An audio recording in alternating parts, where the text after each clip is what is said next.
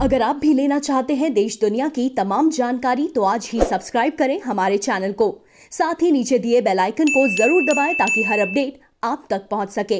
नमस्कार प्रभाव साक्षी news network पर आप सभी का स्वागत है। पीपुल्स कॉन्फ्रेंस के नेता और जम्मू कश्मीर के प्रमुख राजनेताओं में से एक सज्जाद लोन को आज प्रशासन ने रिहा कर दिया। हम आपको बता दें कि जब 5 अगस्त 2019 को आर्टिकल 370 के अधिकतर प्रावधान जम्मू कश्मीर से हटाए गए थे, तब कई राजनेताओं को हिरासत में लिया गया था।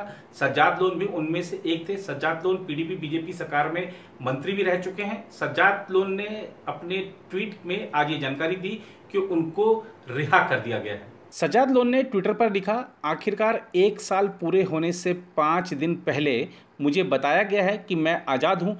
कितना कुछ बदल गया है, मैं भी बदला हूँ। जेल का यह नया अनुभव नहीं था, लेकिन पहले वाले अनुभव शारीरिक प्रताड़ना वाले थे, लेकिन ये वाला मानसिक तौर पर थका देने वाला था। उम्मीद कर रहा हूँ जल्दी ही बहुत कुछ साझा करूँगा।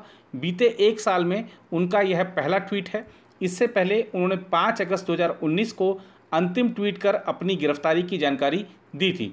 सज्जाद लोन की रिहाई की खबर सामने आने के बाद जम्मू कश्मीर के पूर्व मुख्यमंत्री उमर अब्दुल्ला ने भी ट्वीट किया।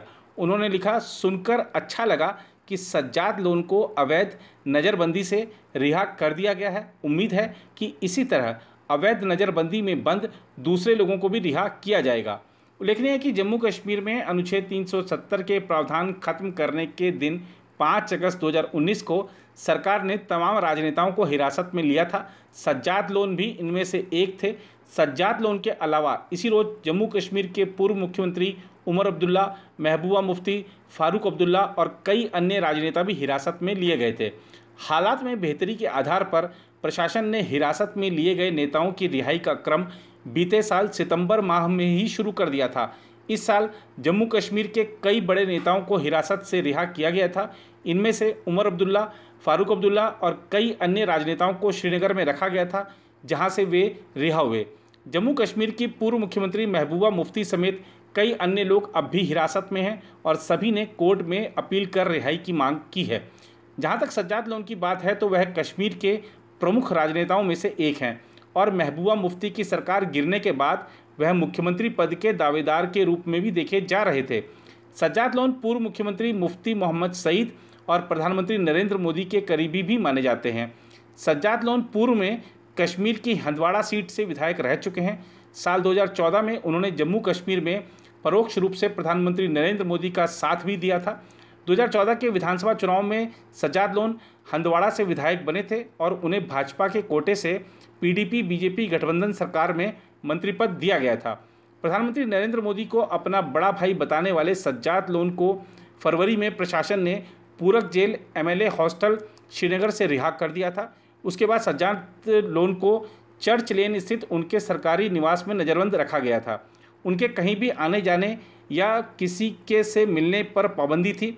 सिर्फ करीबी रिश्तेदार और परिजन ही उनसे मिल सकते थे।